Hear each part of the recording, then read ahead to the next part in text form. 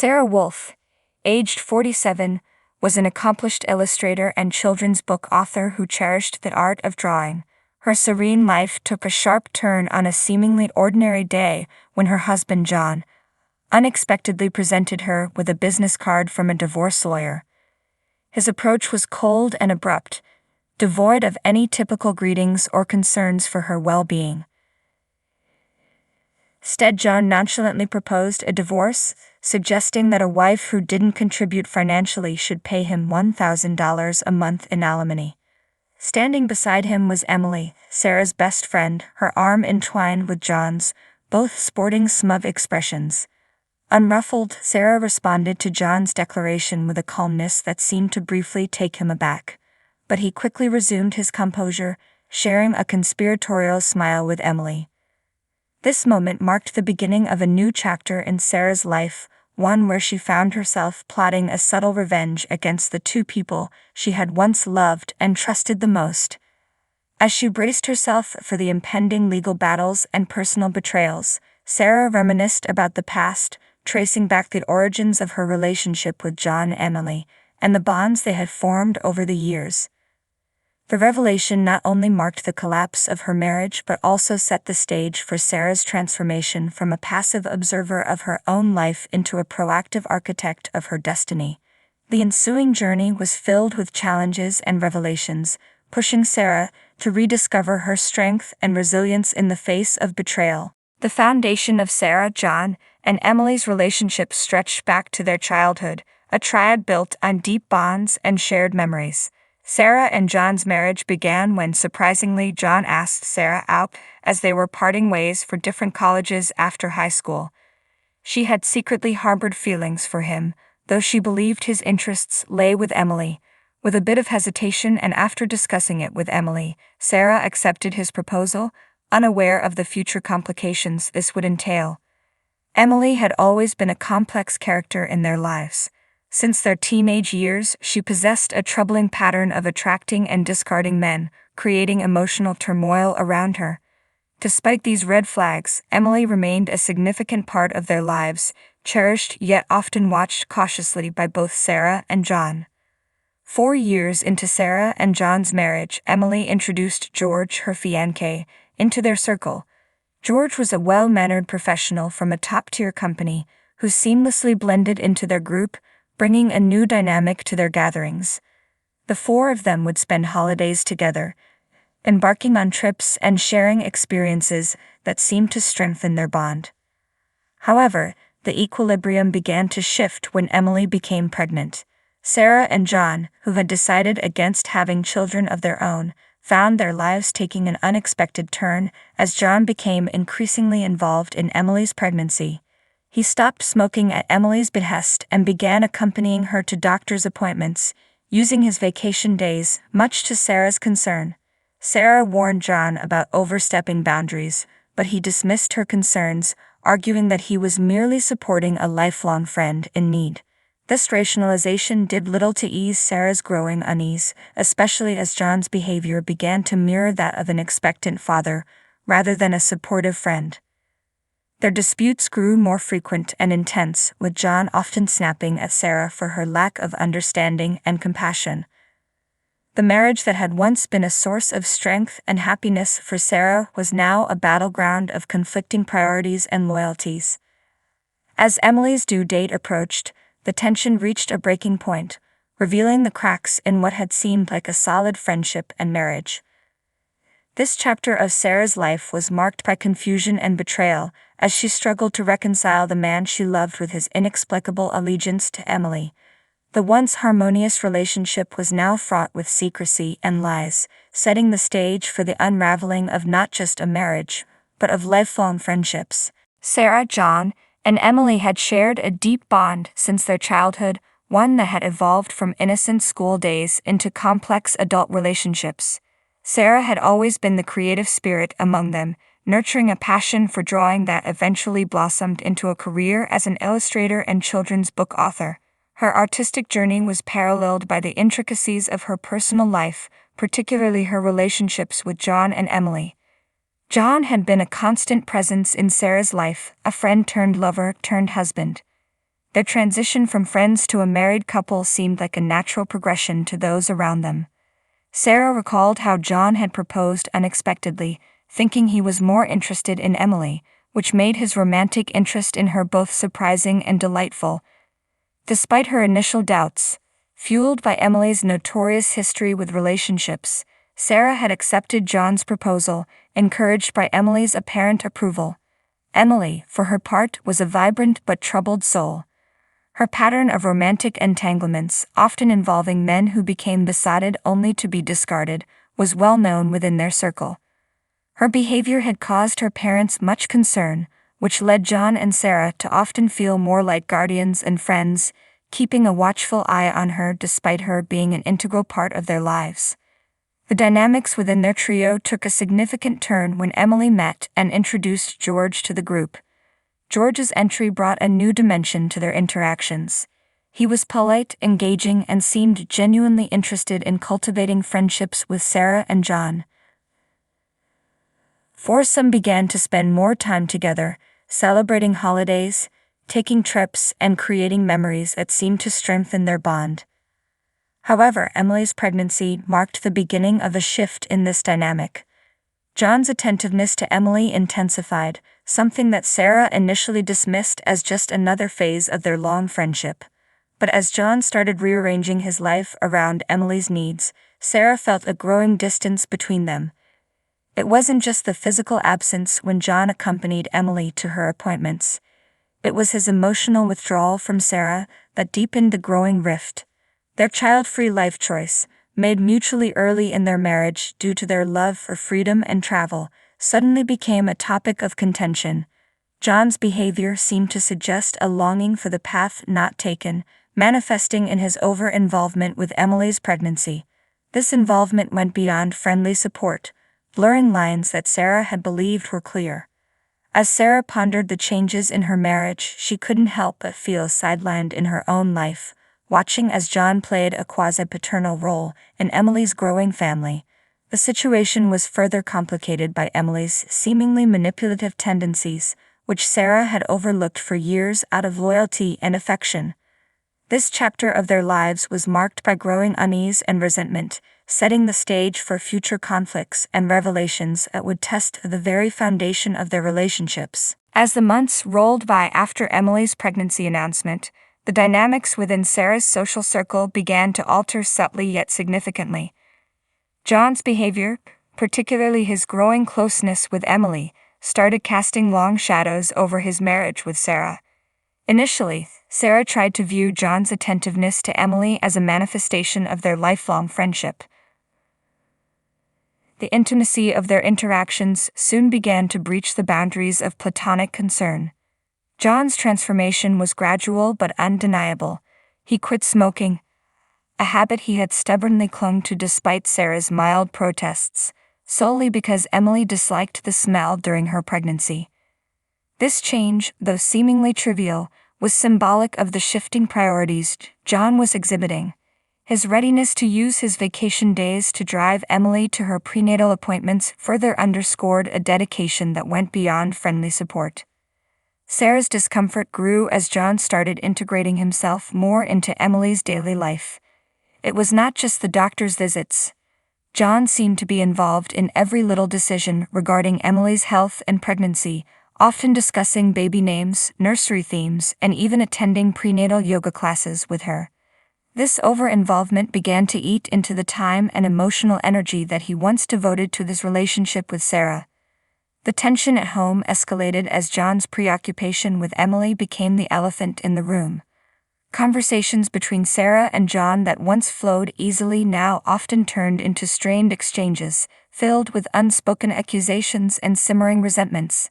Sarah felt increasingly sidelined, her presence almost an afterthought as John's orbit seemed to revolve more around Emily than his own wife.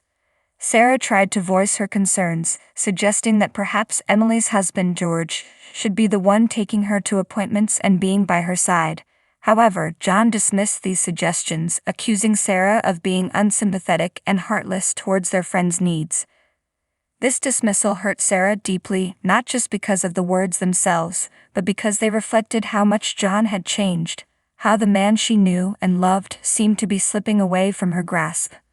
Moreover, as Emily's due date approached, the situation intensified. John began taking days off work to help Emily prepare for the baby, further blurring the lines between friendship and something more. Sarah's attempts to discuss her feelings about this were met with hostility or indifference from John, who seemed more defensive and less willing to examine his actions critically. This period marked a significant strain in Sarah and John's marriage, one that was both emotionally draining and profoundly confusing for Sarah. She watched helplessly as her husband transformed into a person she no longer recognized, driven by motivations she could not understand. The foundation of trust and mutual respect that had underpinned their relationship for years began to crumble, leaving Sarah to wonder if the life and love she had built with John were irreparably damaged. The latent tensions between Sarah, John, and Emily reached a critical juncture during an event that should have been a simple celebration of childhood achievement, a kindergarten graduation. This seemingly mundane event unexpectedly became the catalyst for a profound rupture in their relationships. As the day approached, Sarah noticed a peculiar shift in John's behavior. He became increasingly preoccupied, often found rummaging through their closet for the right attire for the occasion. When she questioned him about his unusual fuss over a kindergarten graduation, John revealed that he intended to attend Emily's daughter, Emma's ceremony. George, Emily's husband, was unable to attend due to work commitments, and Emily had asked John to accompany her and her daughter as a stand-in. This revelation was a shock to Sarah, not just because of the request itself, but because of how naturally John seemed to accept this role, blurring the lines of appropriateness for a mere friend.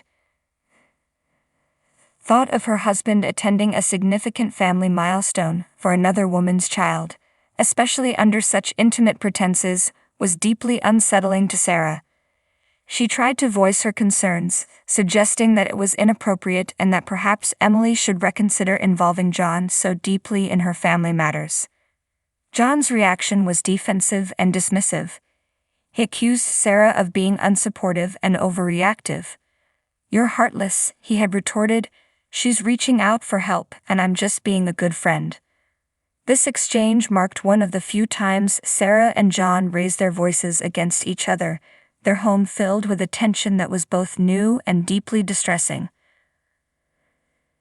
Argument escalated quickly, with Sarah pointing out the inappropriateness of John's involvement.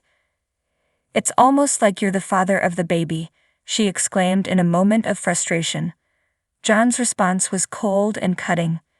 "You're not going to get pregnant anyway, so what's the problem?" He snapped back, his words like a slap to Sarah's face, undermining both her feelings and their mutual decision not to have children.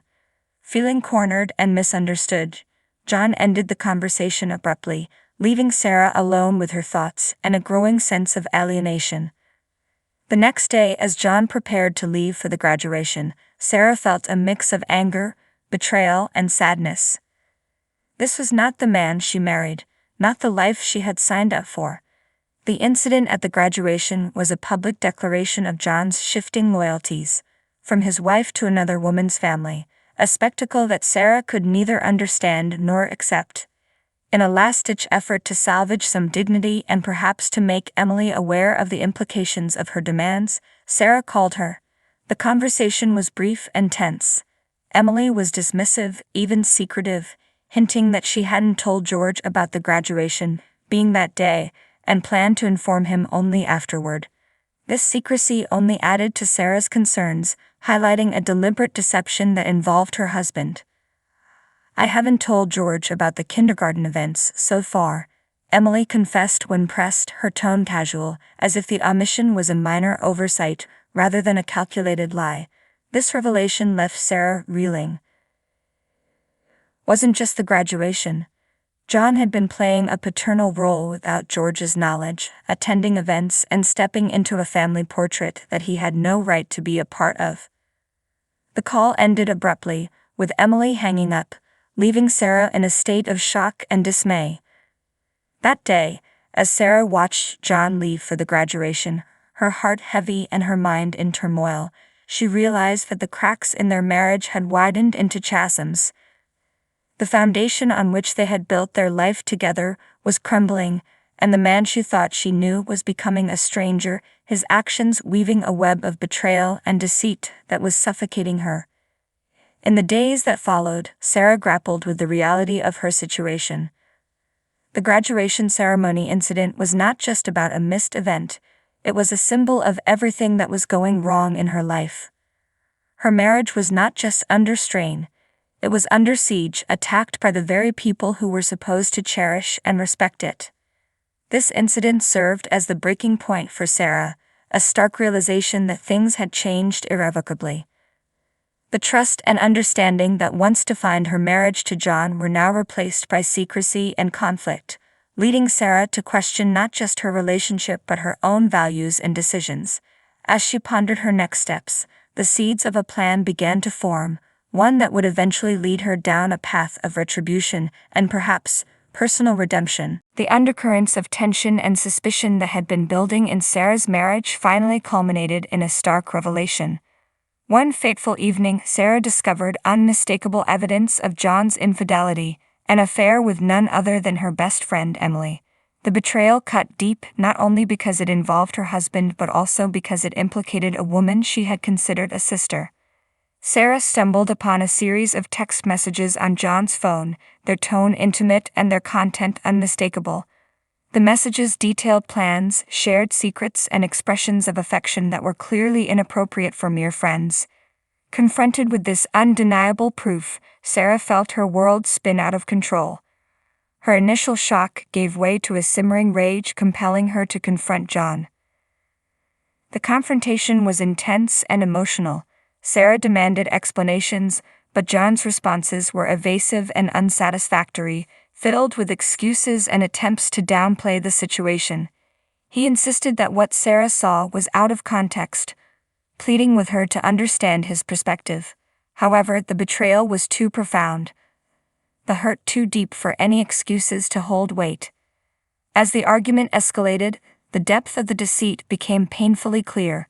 Sarah realized that the trust and love she had invested in her marriage and her friendship with Emily had been based on lies. Confrontation marked a turning point for Sarah, as she resolved to take decisive action to reclaim her dignity and her life. No longer willing to be the victim of deception, she began to plot her course towards retribution and healing, determined to confront the challenges ahead with newfound strength and resolve. In the aftermath of the painful confrontation, Sarah found an unexpected ally in George, Emily's husband, who was also grappling with the sting of betrayal. United by their shared disillusionment, Sarah and George began to craft a meticulous plan for revenge, aiming to expose the affair and ensure that justice was served. Their collaboration was fueled by a mutual desire for retribution and closure. They exchanged information and strategized over countless meetings, each session bringing them closer to their goal. George, who had access to Emily's financial and communication records, provided critical insights that helped them understand the extent of the deceit. Together, they gathered concrete evidence of the affair, documenting dates, locations, and financial transactions that linked John and Emily. They planned to confront them publicly, ensuring that the social and professional repercussions would be severe and unavoidable. As they prepared for the final confrontation, Sarah and George reinforced each other's resolve. Their partnership, born of shared pain, evolved into a strong bond of friendship and support. They were no longer just co-conspirators in a plan of revenge, they were comrades in a fight for personal dignity and justice. The plan they devised was elaborate yet precise, designed to strip John and Emily of their facade of respectability and expose them to the scrutiny and judgment of their peers. As D-Day approached, Sarah and George felt a mixture of anxiety and anticipation, ready to close this painful chapter of their lives and start anew, free from the shadows of betrayal. During the height of her planning for revenge, Sarah was struck by a severe illness that required long-term hospitalization. This sudden twist added a profound layer of physical and emotional isolation to her ordeal. As she grappled with her health challenges, Sarah's days were consumed by treatments and the sterile environment of the hospital, which starkly contrasted with the vibrant life she once led. Despite her physical seclusion, the betrayal she experienced continued to weigh heavily on her mind. John's visits were infrequent and perfunctory, devoid of genuine concern. His indifference during her most vulnerable moments only deepened her resolve to follow through with her plans for retribution. The hospital became not just a place of healing but a quiet retreat for strategizing her next moves. With George's unwavering support, Sarah continued to lay the groundwork for exposing the affair, turning her isolation into a period of intense reflection and planning. In the solitude of her hospital room, amidst the slow tick of the clock and the distant hum of medical machinery, Sarah made the irrevocable decision to divorce John. The evidence of his infidelity, now undeniable and meticulously documented with George's assistance, had eroded any remnants of trust and affection she once harbored for him. The decision, though painful, brought a bitter sense of relief and clarity to her troubled mind. Divorce proceedings were initiated quietly, but moved swiftly, propelled by the weight of the evidence Sarah and George had gathered. John, caught in the unyielding grip of reality, responded with a mix of anger and desperation, his facade crumbling under the legal and emotional pressures. Emily, for her part, oscillated between defiance and panic as her own marriage to George disintegrated under the strain of her betrayal. The community's reaction to the scandal was swift and unforgiving. John and Emily faced social ostracization. Their professional lives suffered as colleagues and friends distanced themselves. The stark revelation of their actions shattered their reputations, leaving them to grapple with the consequences of their choices. For Sarah, the finalization of the divorce was a cathartic yet somber victory. It marked the end of a chapter filled with love, betrayal, and heartache, and the beginning of a new phase of life marked by recovery and self-discovery. She found solace in her work, pouring her emotions and experiences into her illustrations and stories, which resonated with deeper themes of resilience and renewal. Meanwhile, George became a pillar of support, not just in legal matters but as a steadfast friend. Together, they navigated the aftermath of the public fallout, finding solace in shared experiences and the gradual rebuilding of their lives. Their friendship, forged in adversity, blossomed into a strong bond, offering each other a sense of understanding and companionship that was absent in their marriages. As the dust settled, Sarah emerged from the ordeal transformed. She was no longer the woman who had been blindsided by betrayal, but a figure of strength and inspiration, her resilience a guiding light in her continued journey as an author and artist. Her personal trials, though harrowing, enriched her creative expression, allowing her to connect with her audience on a more profound level. The divorce, while an end, was also a beginning for Sarah, a chance to redefine her identity and purpose without the shadows of deceit.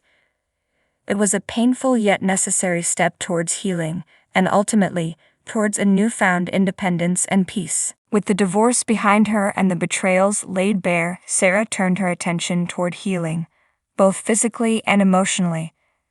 The hospital stay, which had once felt like a prison, became a place of reflection and rebirth. Her health gradually improved, and with the unwavering support of George and Emma, she began to reclaim her life. Sarah's professional life also blossomed during this period. Her children's books, which had always brought her joy, now became a vehicle for personal catharsis. She poured her experiences into her illustrations and stories, adding layers of emotion that resonated deeply with her audience. Her work gained widespread recognition, leading to more opportunities, including a film adaptation of one of her books. What was once a modest career had now turned into a flourishing enterprise, with her income soaring far beyond what she had imagined. As Sarah prepared to leave the hospital and begin her new life, George made a heartfelt confession, asking her to consider remarriage. Though she hadn't yet given him an answer, the idea of building a life with someone who truly cared for her brought Sarah hope. Emma, too, had grown into a bright, loving young woman, working towards her own dream of translating Sarah's books for children around the world. In her new beginning, Sarah no longer felt like the victim of betrayal, but rather the architect of her own future, stronger, wiser, and more fulfilled than ever before. She looked forward to what lay ahead, confident in her ability to weave her own story, just as she did in her books.